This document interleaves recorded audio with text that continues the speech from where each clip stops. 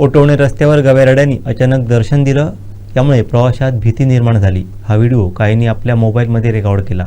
पाहूयात।